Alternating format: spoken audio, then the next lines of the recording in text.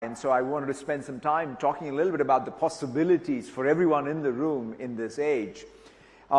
Clearly, the scaling laws behind some of these next generation models continue to really surprise us and work in exponential ways.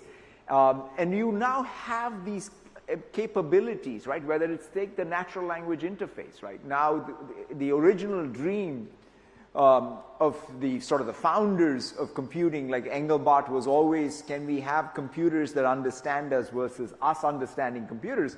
We are finally at that point where you now have the most natural user interface, which can be speech and text and vision, both input and output, and it's just only getting more and more powerful.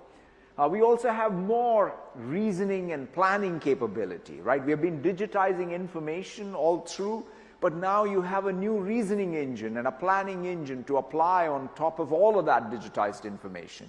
And of course, you can add more context, more memory, both long-term and short-term memory to these interactions. So it's a pretty phenomenal pace with which the capabilities of these AI models, as well as the layers around the AI model, are all evolving. But ultimately, though, it's not about just the technology. To me, any technology is only useful if it can drive ultimately economic output and productivity in any country, right? So for me, what does this mean? It means ultimately in the region, what's the incremental GDP growth? Something like $155 billion, more than 14% incremental GDP growth is projected through AI across all sectors, right? It can be in healthcare, it can be in education, it can be in retail, it can be in energy. So that's the real opportunity of AI, and it's fantastic to see that opportunity, and to seize that opportunity, we ground ourselves in our mission to empower every person and every organization in Malaysia to be able to achieve more. That's ultimately how we want to realize our mission here.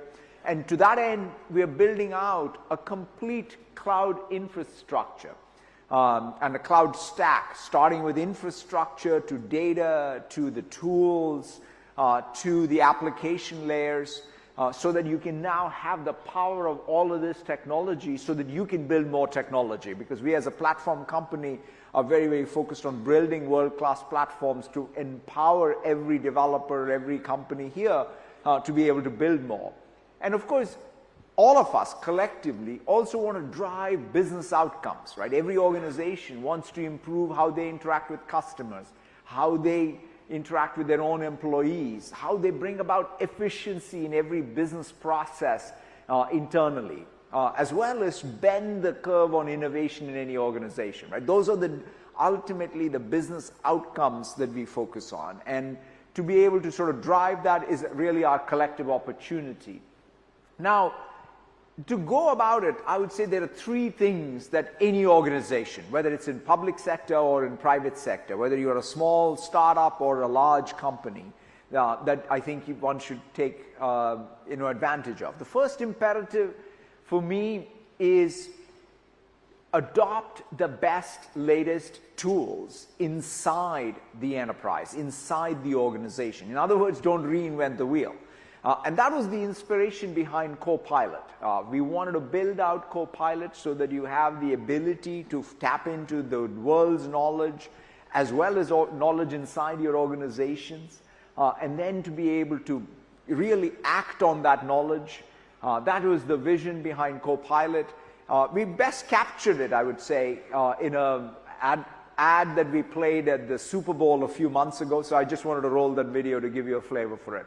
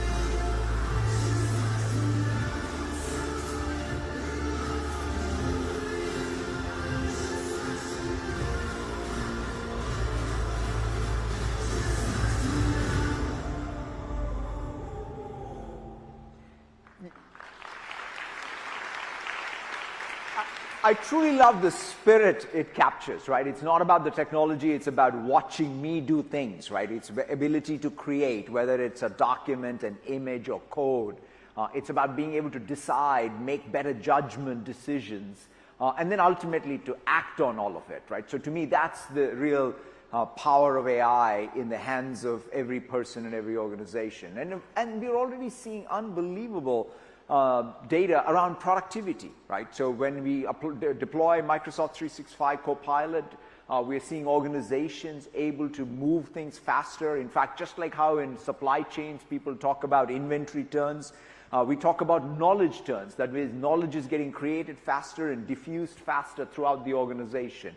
Supply chains are more efficient. Financial operations are more efficient. Your customer operations are more efficient. So we are really seeing, of course, in software development, we're seeing that with GitHub Copilot, which is tremendous to see. Even with things like Copilot Studio, it's even for the low-code, no-code folks that really are driving productivity. So the Copilot age is clearly here, I would say, really getting these deployed. In fact, right here in Malaysia, we have many examples of customers, like Petronas is deploying it across the board, PNB, AmBank, as well as the public sector is deploying it inside. Prima has deployed it to just make themselves more efficient and the workflows more efficient inside the organization. So it's good to see how quickly this technology is not just being developed, but it's being diffused and used throughout the organization. Now, talking about software developers, GitHub, of course, is the place where developers call home.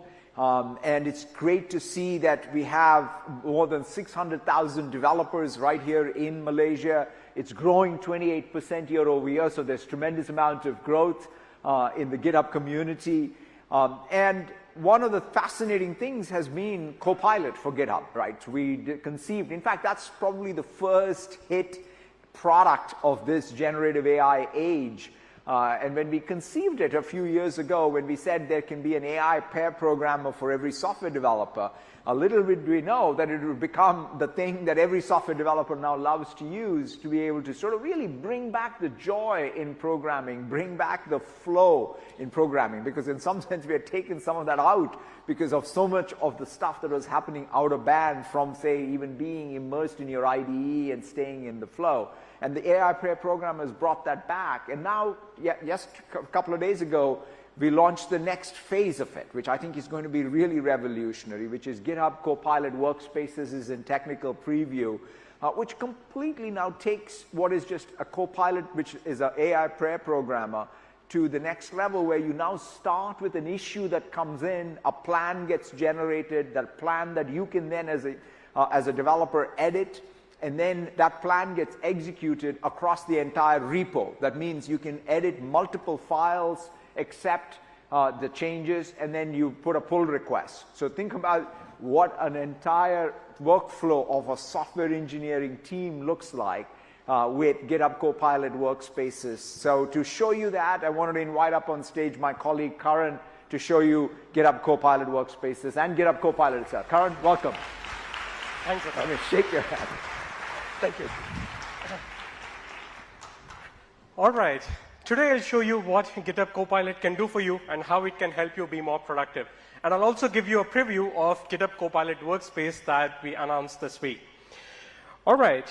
So now I want to add some sign-up functionality to this website I'm building in TypeScript with GitHub Copilot. So first, let's add a sign-up button. So I'll write a comment for it, and GitHub Copilot writes the code for me, working with me along the way. Nice. I'll accept that. Now, next I want to make sure my users are entering valid email addresses, and I need some help with that. I have a regular expression here, but it's hard to read. With GitHub Copilot, it truly feels like I'm working with a pair programmer. In this case, I can ask it to help explain code that I'm unfamiliar with, even if it's a regular expression. I can even do this in Malay by asking it, what does this regex do? Fantastic. You can see that GitHub Copilot is picking up its cues on what language to answer in based on how I ask the question. Now, GitHub Copilot chat can also be invoked inline, so it can work with the code in place. To get to it, just hit Control or Command I. Now, I'm going to ask Copilot to help me write the entire sign-up page asking for email, password, and password confirmation. And again, I'm going to do this in Malay. Amazing. You can see that Copilot didn't just understand what I wanted, but it's actually written the entire code for me. There it is. That looks good, so I'll accept that change.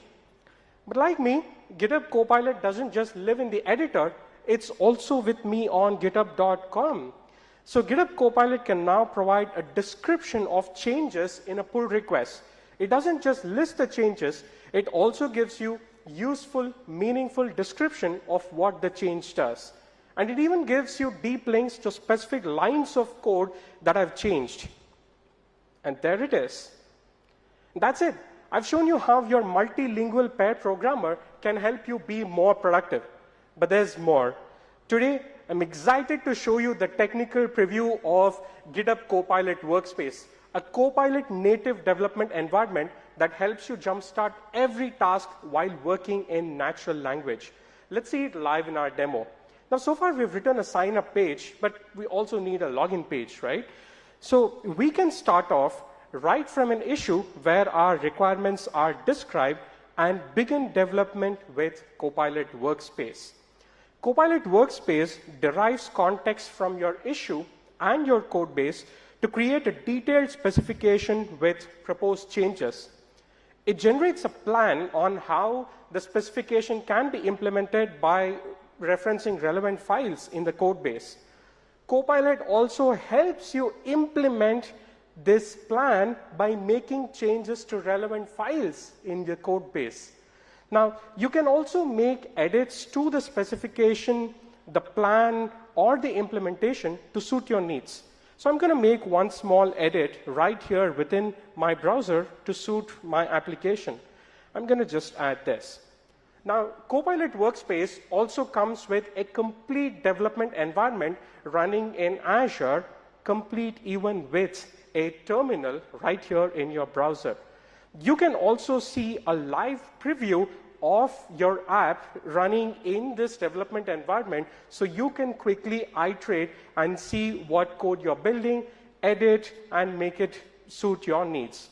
So here is the live preview that is running right here. And let's take a look at the page that Copilot has written for me, which is the login page. And there it is. In very, very less time, we were able to go from idea to code to software, all while working in natural language with the help of GitHub Copilot Workspace. Thank you. Back to you, Satya.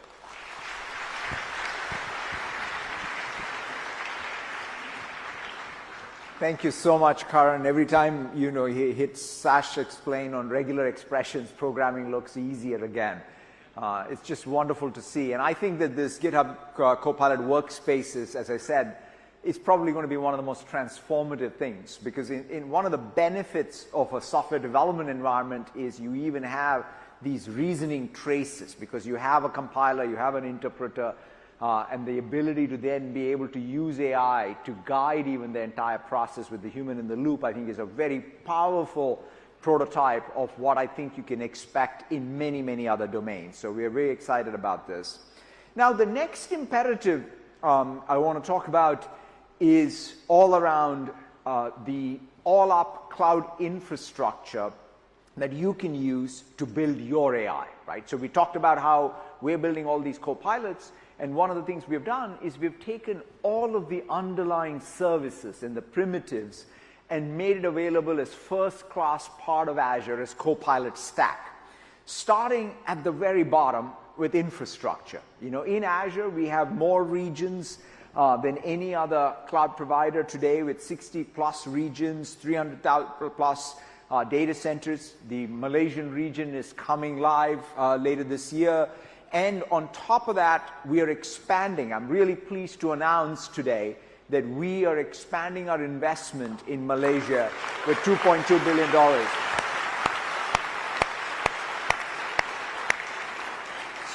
So we really want to make sure that we have world-class infrastructure right here in the country, so that every organization, every software developer, every startup can use it to really not only build for this country, but for the world and the region. And so we are very excited about that. So that means world-class AI infrastructure, right? Whether it's powered by accelerators from NVIDIA, AMD, or our Microsoft's own accelerators, Maya. They're all going to be available in our cloud infrastructure for both training as well as for inference. So we will always have some of the best performing infrastructure. We will also have the widest selection of models, right? We will have the frontier models like Azure OpenAI. We will also have all the open source models. We will have great support. In fact, one of the other things that I'm very excited about is not just the LLMs, but the SLMs, the small language models. Microsoft's leading the way. In fact, just last week, we launched Phi, which is, it's unbelievable. If you think about it by parameter count for performance ratio, it's best in class, right? A 3 billion parameter is performing better than 7, 8 billion parameter models out there. And I think, the basic insight there is that you can really use synthetic data to be able to train these models, to be able to perform. So I think the combination of frontier models, open source models, these SLM models, really put the power back in the hands of developers to be able to optimize for all of the various design considerations, right? For really performance, for latency, for COGS. These are all the things that we all as developers will care about. And now you have an unbelievable selection of models to be able to exercise those design decisions. We're not just building models on tokens around human language.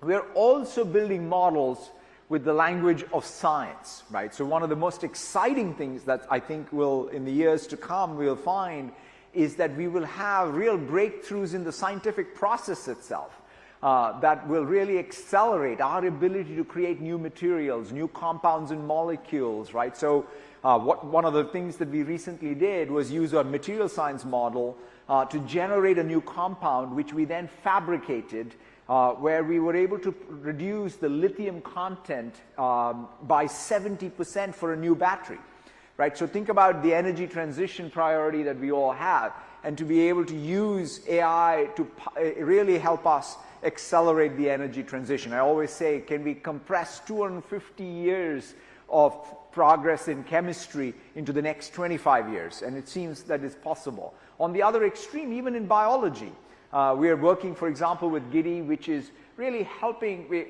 TB drug discovery. Unfortunately, TB still exists. It's still a fatal disease, and it mutates. And so that's why we need to discover new drugs. And in order to speed up that discovery, we are working with Giddy and some of the models around drug discovery. So this is an exciting space for us. Of course, once you have the model, you have the infrastructure, you have the models, the next big consideration is the data estate. Ultimately, in order to train, in order to fine-tune, in order to ground your models, you need your data. And so for that, we are building out the full data estate from the operational stores to the analytics in Azure. Fabric, for example, I think is a real breakthrough when it comes to a very unified approach to the analytics stack. And it also comes with all the other databases, whether it's Oracle, Snowflake, Databricks. We bring all of that so that you have the best data estate that is AI native. And so we are really working very, very hard on the data side. And of course, we wrap it all into a fantastic integrated developer chain, right? So to me, it always gives me great pride. Microsoft was founded in 1975. As a developer company. We built the basic interpreter for the Altair. That was our first product, and here we are nearly 50 years after, still celebrating developer tools like GitHub Copilot and GitHub Copilot workspaces. So to us, really focusing on the tool chain for software developers, the professional software developers, as well as the low-code, no-code tools, and bringing all of that together into one robust tool chain for any organization is a huge priority. And one of the other things, of course, is we're very invested in developer skilling. We have the AI Odyssey program. It's great to see even lots of developers going through the program, even in Malaysia. I think we have 2,000 plus who have gone through the Odyssey program. I think some of them are here in the audience, so let's give them a round of applause.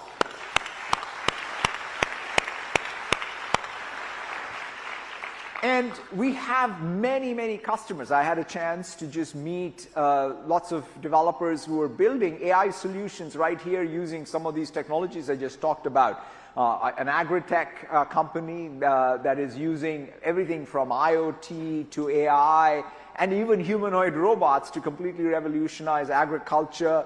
Healthcare, that's another place where they're building. Think about healthcare as the one place where you can really transform how you give medical advice, how you change the physician productivity and focus on the patient.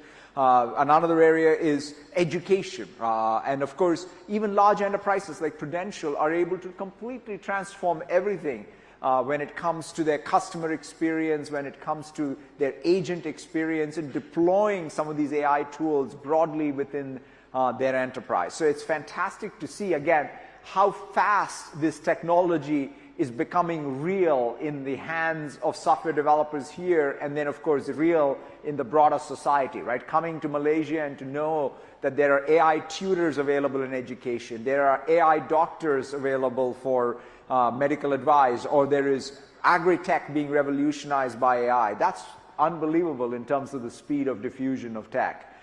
Now, the last imperative I want to talk about, though, is as we talk about all this technology, there is one more important consideration for us. One, that is security and safety and trust.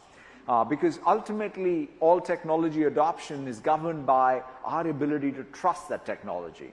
So to that end, we are really making sure that we double down on our Secure Future initiative. This is something we started in November of last year.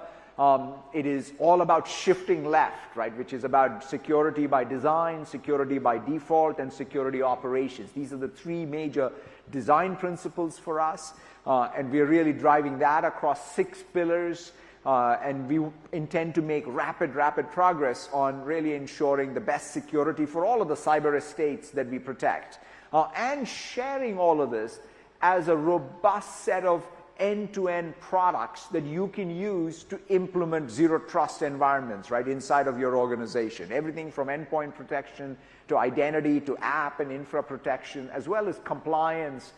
So bringing all of that into one product family that you can then safely deploy. Of course, when it comes to AI safety, even here we start with some promises we make to every organization. One is that your data is your data. We don't train on your data. We want to ensure that anything that you have trained and built as models are protected using, again, that world-class security. And lastly, protecting copyright, as well as indemnifying you as you use our products and tools on any copyright litigation. So those are the things that we want to make sure are delivered as promises to you.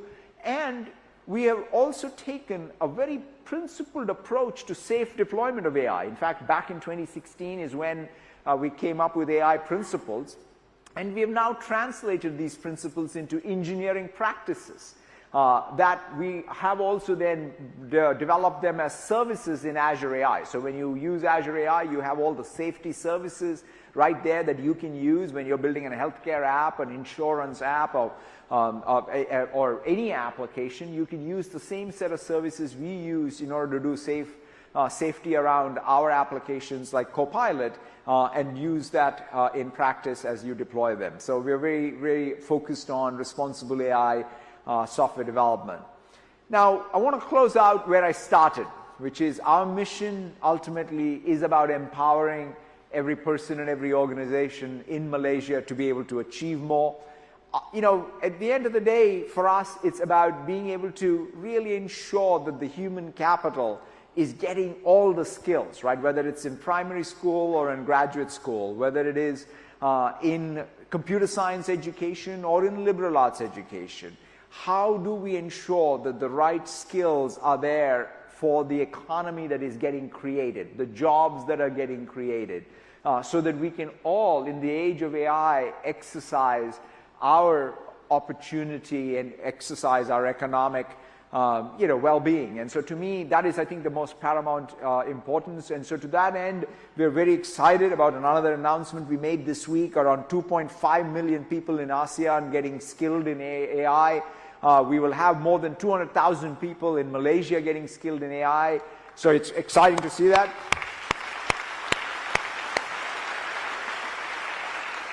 And I wanted to leave you with one story of, I had a chance to meet with two women who are taking advantage of this program, and in fact one of them was a kindergarten teacher who now has gotten the certification around AI and now is becoming a trainer on AI in her community, and especially with women in her community and bringing them into this new opportunity set. So we are really excited about it. Let me leave you with that video. Thank you so much and have the rest of the year. Thank you. In the Malaysia specifically, the challenge we see is we've got people who are working super hard to make ends meet, however still not being able to afford a decent and dignified quality of life. Shifting jobs from one job to another job is being upside down in my life. In the Skills to Jobs program, we give people access to productivity tools so that they can make their time that much more valuable. The most important skills that I learned in Microsoft Skills for Job program were in AI. I can learn from AI for my career advancement.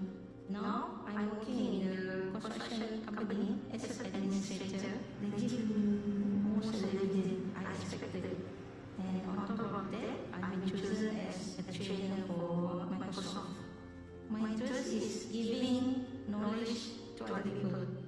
AI is reducing the barriers for people to get new skills and navigate complex new jobs. This gives me a lot of hope, knowing that AI can really give everyone the tools and tech to be their best version of themselves. I'm better than myself yesterday or last week or last year. I'm more confident.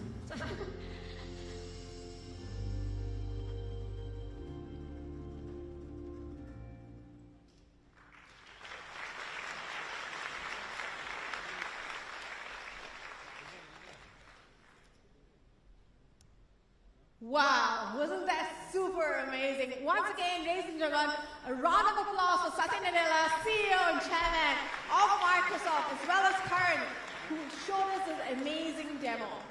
Ladies and gentlemen, I am Dashka Nyaneswaran. I am the Customer Success Account Manager for Microsoft in Malaysia, but more importantly for today, I will be your MC and co-pilot, navigating you through the day's agenda and also giving you a pivot of the realm of AI. So as I mentioned, we have an amazing lineup in the room and outside the room in the connection hubs for you. So next up, what we have for you is an amazing session by one of our Microsoft technology experts, as well as a customer. So without further ado, let me welcome on stage Rita Abdulilatifi, our Senior Cloud Solution Architect from Microsoft, as well as our customer from Petronas, and Shaharuddin Hamid Mustafa, Senior General Manager, Technology Digital Solutions, Petronas, up on stage for the next session. Thank you.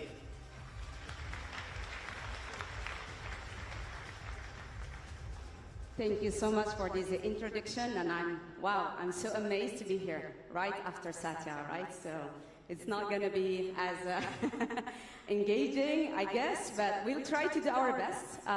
So in this session, what I want actually to do with you is to give you some updates in terms of what is happening in the generative AI space with Microsoft.